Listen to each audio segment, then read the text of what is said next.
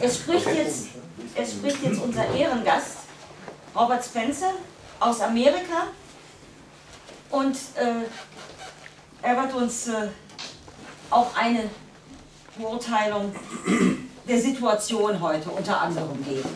Robert, please.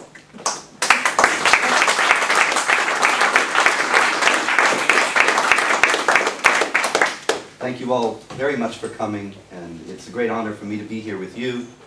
I saw what you're up against 2 days ago in Stuttgart, and many people have been coming up to me since then and saying, I'm so sorry, and I'm so embarrassed, and I didn't expect that this would happen, and it was very terrible. But actually, I thought it was great, and that it was a victory, and you should all be very proud. And this is very important to understand, because the main thing that they want to do is frighten you into and intimidate you into being too afraid to do anything, too afraid to act, too afraid to stand up against this. And so this was a very violent and dangerous situation. There was a young man there who said to me, "You're lucky that there's so many police right here," or he would take care of the situation himself. But we stood firm, and we did have the event, and we showed them that they're not going to stop us. And this is very important, not only from the standpoint of not backing down in the face of violent intimidation, which is essential, but it also is the only thing that we can possibly do to face down the Islamic supremacists. And it's the only thing that they understand as a defeat. And so I will let Monica explain all that, and then I'll be back and explain what I mean. Okay. Also, Robert Spencer bedankt sich, dass er hier sein darf, für die Ehre, und er fühlt sich sehr wohl mit uns. Es sind im Zuge der Ereignisse jetzt viele Leute an ihn herangetreten, haben sich entschuldigt und gesagt, das war fürchterlich peinlich, so habe ich das auch empfunden. Aber Robert sagt, es war großartig, denn wir haben uns nicht einschüchtern lassen. Wir sind fest in unserem Kampf geblieben. Ne? Und es war unter anderem am Donnerstag einer da, ein junger Mann, der zu ihm, also auch auf Englisch, gesagt hat, er hätte ja Glück, dass so viel Polizei da sei, denn sonst würde das Ganze anders aussehen für ihn. Und es ist ganz wichtig, dass wir nicht im Angesicht dieser Gewalt, die sie ausüben gegen uns, dass wir nicht aufgeben. Denn genau das, wenn wir uns nicht einschüchtern lassen, das empfinden sie nämlich als Niederlage. Okay. Thank you. Yeah, that's what I said. So, in Islamic theology, in the Quran, if you obey Allah, you will prosper in this world. If you obey Allah, then things will go right for you. This is a very simple equation. If you are a pious, obedient Muslim, then you will have prosperity and success in this world. Now you see, this is fundamentally different from the Judeo-Christian tradition. And if you are familiar with the Psalms and the idea of why do the wicked prosper, it is all through the Hebrew scriptures, the Christian scriptures, it is all through them that sometimes good people don't win, and sometimes the evil do prosper. But in Islam, there is no such idea. In Islam, when Muhammad took the Muslims out to fight the Quraysh, the pagan Arabs, they were outnumbered by 4 times, 300 to 1,200, and they defeated the Quraysh. And the Quran is very clear. You didn't win that victory. I won that victory, Allah says. I was fighting for you. And later when they lost, they didn't lose, but it was a draw, that they didn't win. And Muhammad got his teeth knocked out at the Battle of Uhud. The Quran is clear again. You did not win because you were not pious enough. You were not obeying Allah, you lost. And so,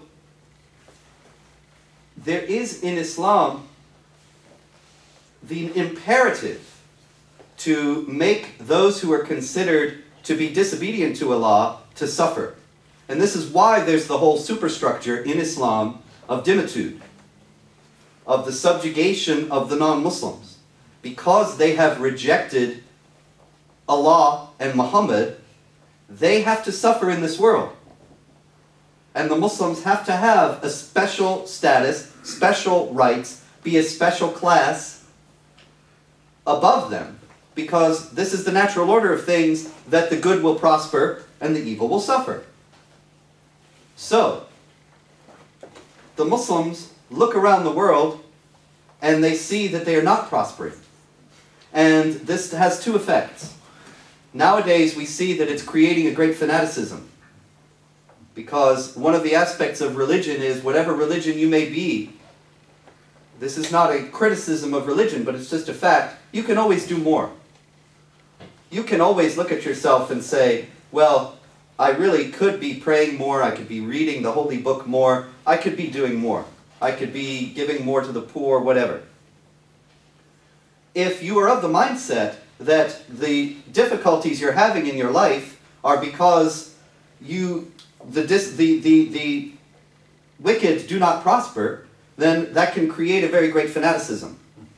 And you become more and more and more fervent in your religion. And if your religion is violent and supremacist, then you become a jihad terrorist. Or it can do another thing. That if you see that in your life it's not working and you are being very pious and observant and you're not prospering, you might start to question your premises. And so, this comes back to where I began. We stood firm against great intimidation and great odds and danger. And so, they lost. And when they lose, it messes up their mind. They have no way to understand that. And it is a repudiation of their fundamental premise. That they are the believers, they are the best of people, and they are obedient to Allah, and we are not, and we're in active rebellion against Allah, and yet they didn't stand us down. And so it was a great victory. And I'll elaborate more after this. Ja, okay, thank you. Die islamische Theologie, das heißt im Koran, besagt, wenn man Allah gehorcht, dann geht es einem gut. Dann kommt man zu Wohlstand sozusagen. Ne? Und das ist bei uns, also es geht einem schon auf dieser Erde gut. Das ist die fundamentale Aussage. In der jüdisch-christlichen Theologie ist das völlig anders. Es gibt genug Beispiele von den Bösen, denen es trotzdem gut geht. Im Judentum heißt es übrigens, Gott lässt seine Sonne scheinen über Gerechte und Ungerechte. Ne? Und wir gehen also nicht davon aus, dass man unbedingt auf dieser Erde schon zu Wohlstand kommen muss. Und also der Koran besagt halt, wenn du fromm genug bist, wenn du alles richtig machst, dann wirst du auch den Sieg davon tragen. Normalerweise haben die Mohammeds Anhänger immer gewonnen. Die haben zum Beispiel gegen die Quraysh gewonnen, obwohl die nur mit 300 gegen 1200 Leute angetreten sind. Und Allah sagt dann ganz explizit, nicht ihr habt gewonnen, sondern ich habe gewonnen. Und später gab es mal Später gab es mal eine Schlacht bei Uhud, die hat er nicht so ganz gewonnen, da gab es also sozusagen ein Unentschieden. Und Mohammed wurden sogar die Zähne ausgeschlagen. Und dann hat Allah ihm gesagt, du hast jetzt nicht gewonnen, weil du mir nicht genug gehorcht hast und weil du nicht fromm genug gewesen bist. Ne? Und die Moslems müssen immer einen speziellen Status haben, immer eine bestimmte Klasse, sie müssen immer besser sein als die anderen auf dieser Welt. Also. Und wir sind ja nun diejenigen, wir sind ja gegen Allah, wir glauben nicht an ihn, wir sprechen uns sogar ganz offen gegen ihn aus. Ne? Und deswegen dürften wir ja überhaupt nicht gewinnen, ne? Also in keiner Weise. Ne? Und das ist einfach die etwas simple Logik, die dahinter steht. Ne? Und es ist ja heutzutage so, dass es uns besser geht, als wenn man mal von den reichen Ölstaaten absieht, als den meisten Moslems. Aber das darf jetzt nicht sein. Und deswegen, sie haben uns angegriffen, aber wir haben uns gewehrt, wir haben uns nicht einschüchtern lassen. Und insofern ist das, was jetzt hier geschehen ist, eine Niederlage für sie. Also wir können es als Sieg verbuchen. Danke, Robert. Dankeschön.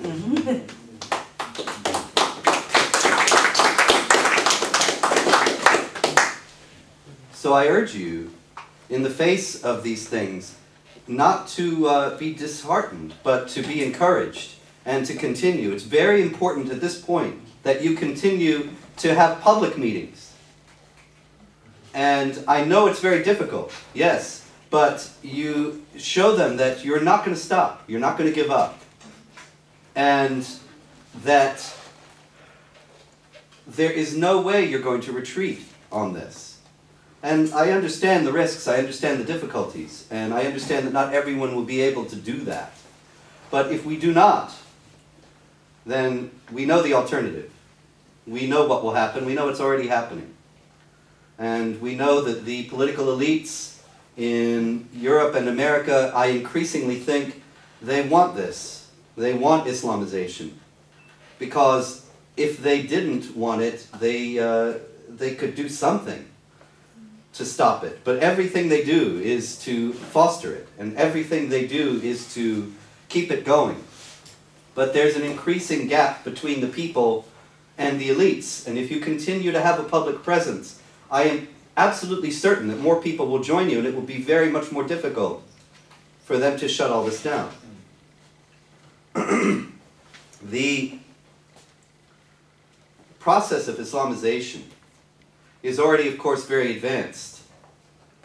And we are now entering into a different stage of it. And we saw this 2 days ago. In the Quran, there are 3 stages of development, as many of you no doubt know, in the doctrine of jihad. And the first is when Muhammad first became a prophet and began to preach in Mecca that he was the new prophet of the one true God. Most people paid no attention. He got a small band of followers together. The Quraysh, Muhammad was a member of the tribe of the Quraysh. They were the pagan Arabs in Mecca. And the Quraysh leaders did not like what he was saying at all because it challenged them. They had the Kaaba, which was there at that time too, before Islam, and it was full of idols, 360 pagan idols. And the Arabs from all over Arabia would go there to venerate their gods. So the Quraysh had a shrine. You know, if you've ever been to Rome or Jerusalem, or Fatima or Lourdes, you know it's a big tourist trap.